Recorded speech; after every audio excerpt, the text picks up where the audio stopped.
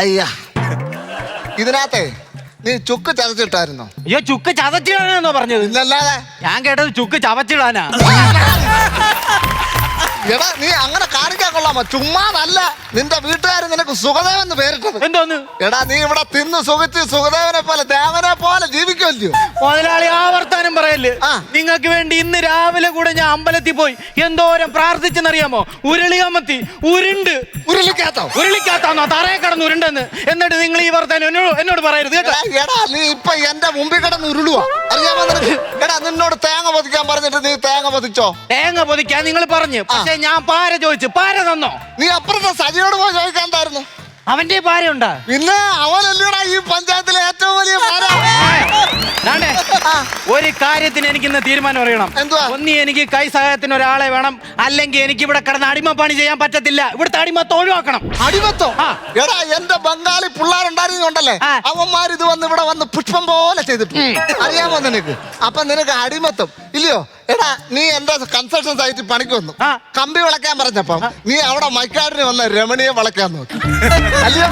നിനക്ക് അടിമത്തം പോലും ഈ ശേഖരന്റെ നിഘണ്ടുവിൽ അടിമത്തം എന്ന് പറയുന്ന ഒരു സംഭവമേ ഇല്ല. എന്നെ അങ്ങനെ വരട്ടാന്ന് നോക്കണ്ട. നിങ്ങൾ സണ്ണിച്ചൻ കറി വെച്ചാൽ കേട്ടിട്ടുണ്ടാ? അയ്യോ, സണ്ണിച്ചൻ കറി വെച്ചാൽ സണ്ണിച്ചാനും കൂട്ടാ, നീ കറി വെച്ചാൽ എനിക്ക് കൂട്ടാ. കറി വെക്കുന്ന കാര്യമല്ല പറഞ്ഞേ. സണ്ണിച്ചാൻ കോടീശ്വരനാ, അയാളുടെ വീട്ടിൽ നിന്ന് തന്നെ ജോലിക്ക് വിളിച്ച് ഞാൻ പോവും. നീ പോയാ എനിക്ക് പുല്ല. ഞാൻ മാട്രിമോണി കല്യാണത്തിന് അപേക്ഷ കൊടുത്തിട്ടുണ്ട്. അവിടെ നിന്ന് സർവ്വ ഡീറ്റെയിലും അയച്ചു തന്നു. പെണ്ണുപിള്ളയുടെ ഫോട്ടോ, പെണ്ണുപിള്ള പോലും പെണ്ണിന്റെ ഫോട്ടോയും അയച്ചു തന്നിട്ടുണ്ട്. മലയാളി, ഈ സമയത്ത് നിങ്ങൾ കല്യാണം കഴിക്കരുതെന്ന്.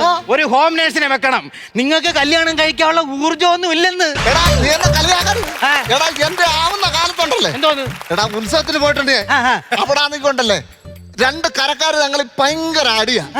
ഞാൻ അങ്ങോട്ട് ചെന്ന ഒരു ദിവസം, അന്നേരം ഉണ്ടടാ ഒരുത്ത ഓടി ഇങ്ങോട്ട് വരുന്നു, പിടിച്ച് ഞാൻ കൊടുത്തരണം. അവന്റെ പല്ല് 32 വെളി വീണു. എന്നിട്ട് എന്തുവാ, ഇത് കണ്ടോണ്ട് ഒരുത്തം വന്ന് ആ പല്ല് മൊത്തം പറക്കി തിന്നു. എന്നിട്ട് നിങ്ങളൊന്നും ചോദിച്ചില്ലേ? ചോദിച്ചടാ. അന്നേരം അവൻ എന്റെ അടുത്ത് പറയാ, വെറുതെ കിട്ടില്ല, ഡിസ്കോപ്പരി എന്തിനാ കളയുന്നേ? അന്നേരം അത് കഴിഞ്ഞിട്ട് അവൻ എന്റെ മുമ്പിൽ വന്നു, ഡിസ്കോ എന്നും പറഞ്ഞ് 2 ഡിസ്കോയും കൂടെ കൊടുത്ത് അവന്റെ ഡിസ്കോ. നീ എന്റെ ഡിസ്കോയും കണ്ടോണ്ടിരിക്കാതെ നീ പെട്ടെന്ന് അടുക്കളയിൽ പോയി എല്ലാം റെഡിയാക്കാൻ നോക്ക്. എന്റെ മോനാണെങ്കിൽ സിംബാവെന്ന് വരാൻ പോവാ. അയ്യോ, ആ ചെറുക്കൻ ഇപ്പൊ ഏത് പാർട്ടിയിലെ? സിംബാവെ വിളിച്ചോണ്ട് വരുന്നത്.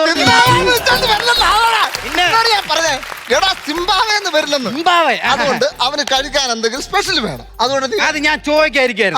ഇവിടെ ഗസ്റ്റുകൾ വരുമ്പോ മാത്രം നിങ്ങൾ എല്ലാ ആഹാരവും പുറത്തുനിന്ന് ഓർഡർ ചെയ്യും. എന്ത്, ഞാൻ വെക്കുന്ന ഗസ്റ്റുകൾക്ക് ഇറങ്ങൂലി? അയ്യോ, പൊന്നുമോനെ, നീ വെക്കുന്നത് ഇറങ്ങും. കഴിഞ്ഞ ആഴ്ച നിന്നോട് ഞാൻ ഇച്ചിരി ഇറച്ചി കറി വെക്കാൻ പറഞ്ഞു, വെച്ച് അന്നേരം നീ എന്തോ ചെയ്ത, നിന്നോട് ഞാൻ പറഞ്ഞ, ഇച്ചിരി വിനാഗിരി കുറവുണ്ട്, അതിനകത്ത് ഇച്ചിരി വിനാഗിരി ഒഴിക്കണമെന്ന് പറഞ്ഞപ്പോ നീ എന്റെ വീട്ടിന്റെ കട്ടള വിനാഗിരി ഇളക്കിക്കൊണ്ട് അതിനകത്ത് ഇളക്കി എന്റെ മുമ്പിൽ കൊണ്ടുവച്ച് ഗ്രഹപ്പഴക്ക് ഞാൻ അതെടുത്ത് കടിച്ച് എന്റെ പെൻഷൻ പറ്റിയ 2 പല്ല വെളിപ്പോയത്. നിനക്കറിയാമോ? നീ പോവുകയൊക്കെ ചെയ്യാം, പക്ഷെ മുതലാളി എനിക്ക് പറ്റി തരണം. അയ്യോ, പറ്റ് മാത്രം ആകുന്ന എന്തിനാ? അടുക്കളയിലോട്ട് എന്ന് ഇച്ചിരി കഞ്ഞെല്ലാം കൂടെ ഒഴിച്ച് കഞ്ഞിയേട്ടങ്ങ് കൂച്ച് എന്റെ കൊച്ചിനാന്ന് വിളിക്കുന്നത്.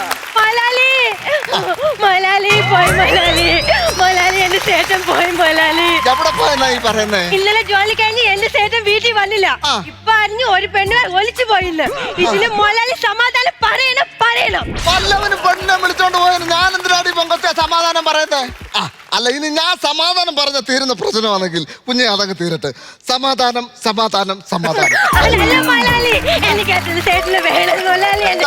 പെങ്കൊച്ച, നീ പിടിവിട്.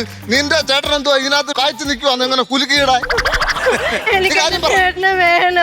ഇല്ലെങ്കിൽ ഞാൻ ഇപ്പൊ ഇവിടെ സൈനഡ് കഴിച്ച് ചാവും. ഈ ചൈനയുടെ എന്തോ തിന്നാനാ? പ്ലാസ്റ്റിക് ആണോ? മൊലാലിക്ക് അറിയോ, എന്റെ ചേട്ടൻ എന്നും എനിക്ക് പാനിപൂരി വാങ്ങിക്കൊണ്ട് തരും. ഇനി എനിക്ക് ആരും പാനിപൂരി തരും? നീ ഇങ്ങനെ പറയാതെ നാട്ടുകാര് കേൾക്കുവാണെങ്കിൽ തോന്നുന്നു ഇവിടെ ചീത്ത വിളിയും പാടുവാണ്. എന്താ പൊന്നു പാനിപൂരി? ഒന്നും മിണ്ടാതെ